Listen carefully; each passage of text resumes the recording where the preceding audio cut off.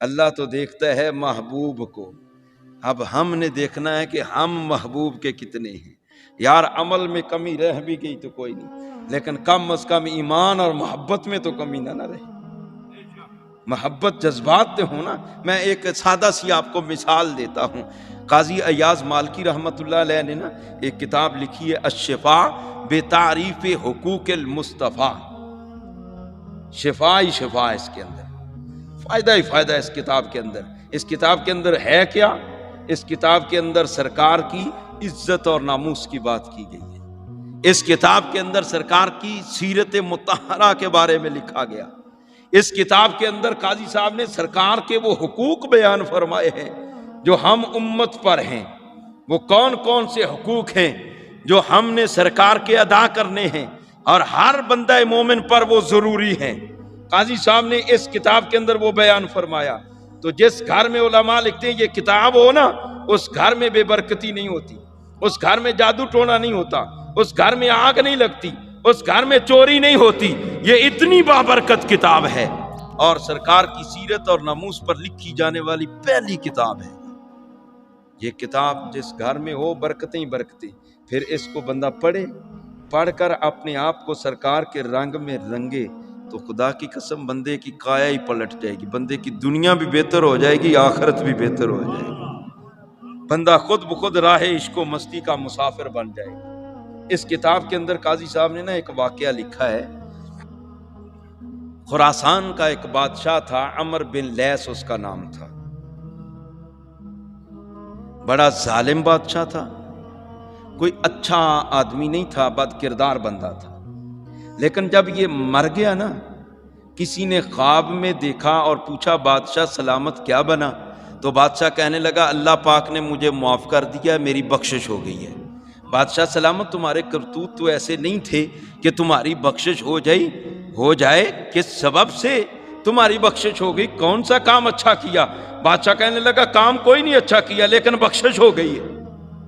وہ بادشاہ جی بتاؤ تو صحیح نا، بخشش کس سبب سے ہوئی ہے؟ کہنے لگا کام کوئی نہیں اچھا کیا، کہتے ہیں اس کا لشکر بہت بڑا تھا۔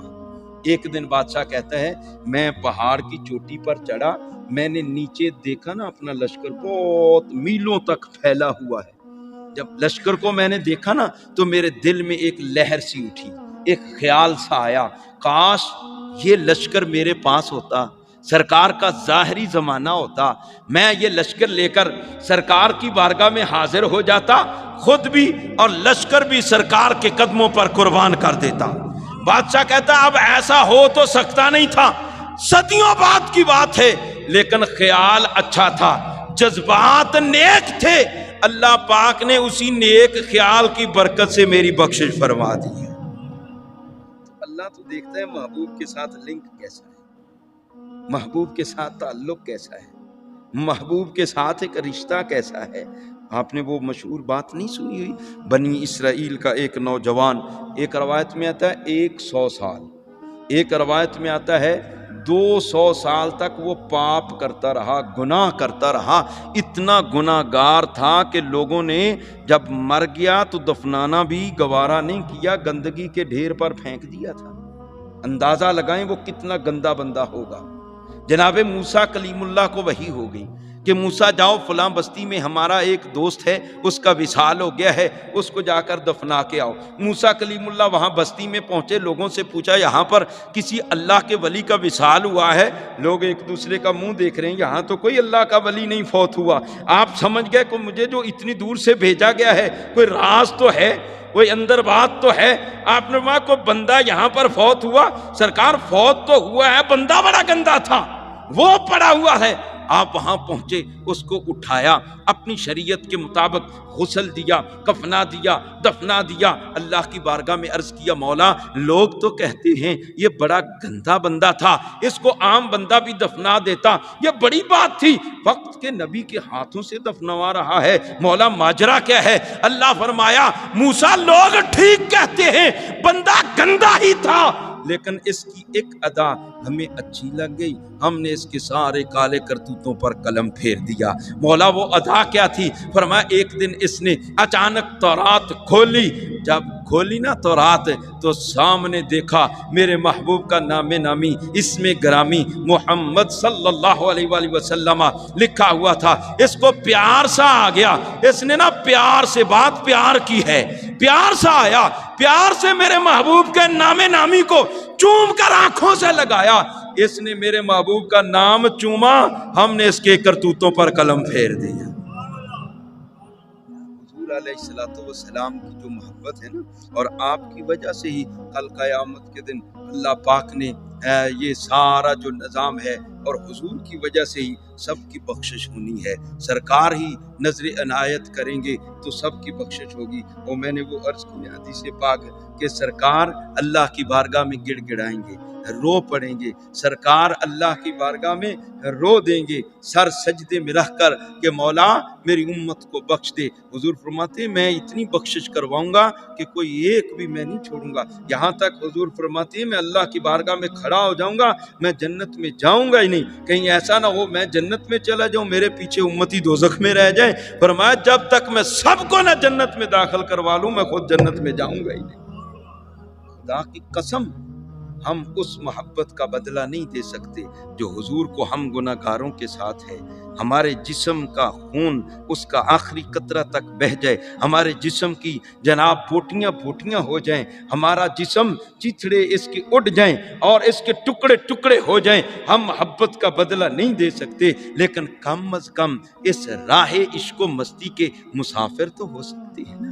ہم اس راہ جو ہے یہ جو عشق اور مستی کا راستہ ہے، اس کے صحابہ کرام کی سیرتوں کا آپ مطالعہ کریں، خدا کی قسم ہر صحابی اسی راہ عشق و مستی کا سرخیل نظر آتا ہے۔ جب سرکار کا وصال با کمال ہوا نا تو حضرت عبداللہ بن زید انصاری سرکار کے غلام ہیں، آپ کھیتوں میں کام کر رہے تھے، آپ کے بیٹے نے جا کر عرض کیا ابا جان پتہ ہے کیا ہو گیا، بہت بڑا سانحہ ہو گیا ہے، سرکار دنیا سے پردہ فرما گئے ہیں، آپ کا وصال ہو گیا۔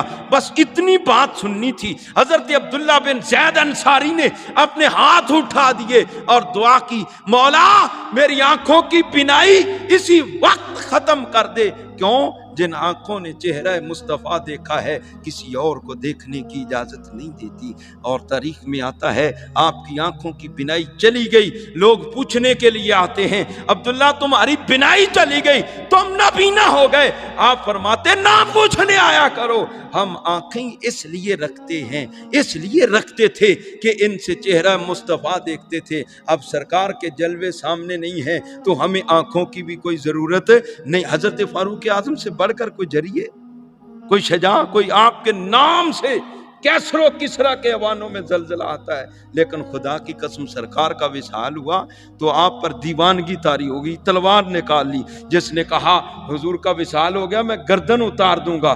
ایسی کیفیت ابو بکر آؤ ان گھروں میں جاؤ جہاں حضور جایا کرتے تھے، عثمان علی ان جگہوں کو دیکھیں جہاں حضور بیٹھا کرتے تھے۔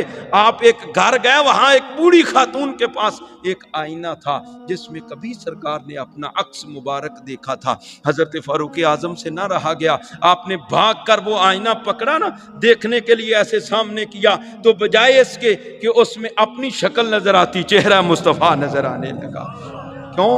علامہ کہتا ہے رخ مصطفیٰ ہے وہ آئینہ کہ اب ایسا دوسرا آئینہ نہ ہماری بزم خیال میں نہ دکان آئینہ ساز میں، حضور کا چہرہ، حضور کا دیدار، حضور کا درش۔ حضرت بلال نہیں مدینہ چھوڑ کے چلے گئے، سرکار کا وصال ہوا تو آپ نے مدینہ چھوڑ دیا، جا رہے ابو بکر صدیق نے پکڑ لیا، بلال ایسے تو نہ کرو، کیوں جا رہے ہو ہم سے، ہمیں چھوڑ کر تو نہ جاؤ۔